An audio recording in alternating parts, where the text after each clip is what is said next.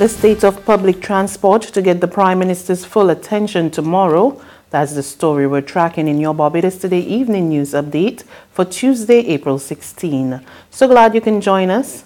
I'm Fernella Wedderburn. Prime Minister Mia Mottley is on a mission to remedy problems facing the public transport sector, and she has summoned all major players in the sector to the table to hammer out the issues. She will host the meeting set for 11 a.m. at government headquarters that will include the Transport Authority, the Transport Board, the Ministry of Transport and Public Service Vehicle Operators. Press Secretary Roy Morris suggests the situation is almost at crisis level and the Prime Minister is determined to find short-term solutions to ease the plight of commuters. In other news, the island's increasing crime rate has not gone unnoticed by the International Monetary Fund, with one top official insisting that it must be an area of priority for the Mia Mottley administration.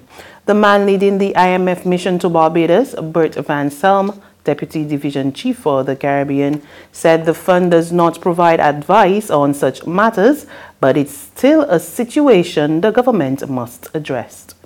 We think this is very, very serious. This is a serious problem. It's something that the government will need to address. We're sure the government is addressing it. On this, we also need to be clear that a crime situation is really not a key area of competence or responsibility of the International Monetary Fund. So we are not going to give the government, this government or any other government in the region or beyond, detailed recommendations on what to do about that. Of course, we do think about, with our counterparts in government, what this could mean for economic prospects. And here, while we don't see any immediate impact on things like GDP growth or tax revenue or anything like that. In another 2 months, producers of electricity from renewable energy sources should know the new rate they will be paid for selling power to the Barbados Light and Power Company. Word of this from Energy Minister Wilfred Abrams today, as he disclosed that the Fair Trading Commission has been given the responsibility of defining the feed-in tariff for persons producing up to 1 megawatt of electricity.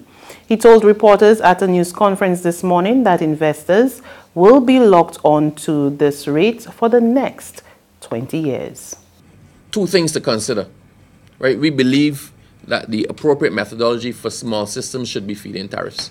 And by small systems, we deem that to be anything under 1 megawatt. So by the 6th of July, the FTC should have advised us what the proper feed-in tariff for renewable energy should be up to 1 megawatt. Right. So to kickstart the smaller investors in particular, between now and July 6, any licenses that we grant up to a capacity of 10 megawatts. So we have a cap of 10 megawatts for this program. So when we get to the 10 megawatts, that's the end of that, right? So for systems less than 500 kilowatts, you will benefit from this. Anybody between 500 kilowatts and 1 megawatt is going to have to wait till July 6th to find out what your pricing should be. But the bulk of the applications we have are actually less than the 500 kilowatts. So what we want to do is just kickstart the process and try to encourage the smaller investors in particular to get on board. The new school term got off to a smooth start today. Students and teachers at the Milton Lynch Primary School were particularly pleased with the improved surroundings after being plagued with environmental problems last term. Over the 2-week holiday, the Ministry of Education carried out extensive repairs, removing cowage from the playing field and repairing bathrooms, lighting and more. Shop steward at the Barbados Union of Teachers, Mark Green, told Barbados Today he was pleased that Minister Santia Bradshaw delivered on her pledge to ensure that conditions at the school would be improved. They came and we really appreciate the fact that they came and actually saw the issues that we were complaining about, because sometimes maybe people complain, they say, well, they're just complaining, but she actually came, she saw what we were complaining about, she noticed the situation that was here and they made the steps to make it better.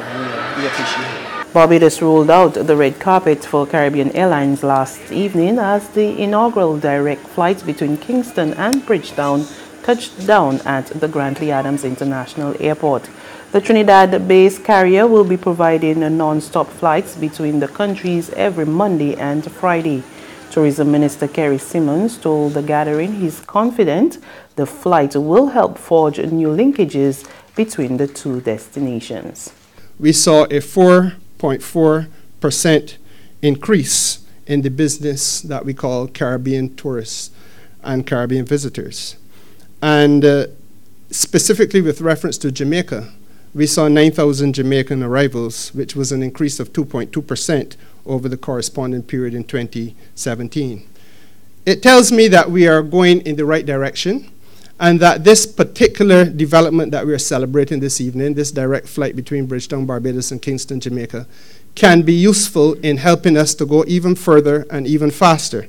And I look forward to there being even better results and better returns as a result of this new dimension to the connectivity that we are about to enjoy. Simmons also used the occasion to announce a new partnership with Caribbean Airlines. Caribbean Airlines will be the official airline of Cropover.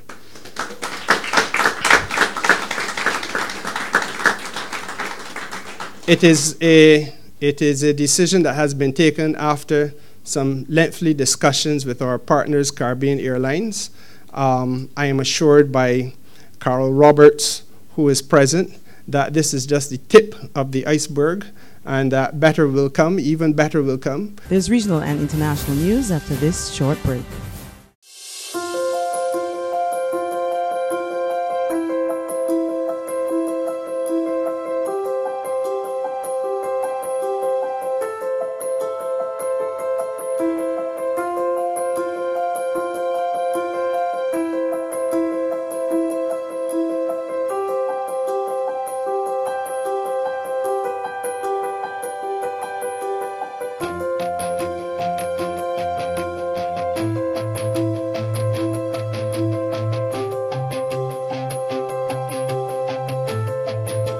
Barbados Today, news you can trust. To regional news now, unemployment levels in Jamaica are at an all-time low. Word of this from the Statistical Institute of Jamaica, which today delivered the findings of the labor force survey. We get more in this report from Television Jamaica. It's at 8%. That means that the unemployment rate has dipped by 1.6% from January last year. Now, of note is that more males have been added to the employed labor force. That's just over 673,000 males being added to the employed labor force, bringing the total number to 1.2 million Jamaicans. Now, Statin also released the latest inflation figures as at March 2019. That number came in at 0.8%, bringing the calendar year-to-date inflation to 0.7%, and the fiscal year inflation rate, that's the 2018 to 2019 fiscal year, to 3.4%. Now, of note is that the inflation rate continues to be below the Bank of Jamaica's target range of 4 to 6%. Statin also released the latest economic growth figures for the fourth quarter of 2018.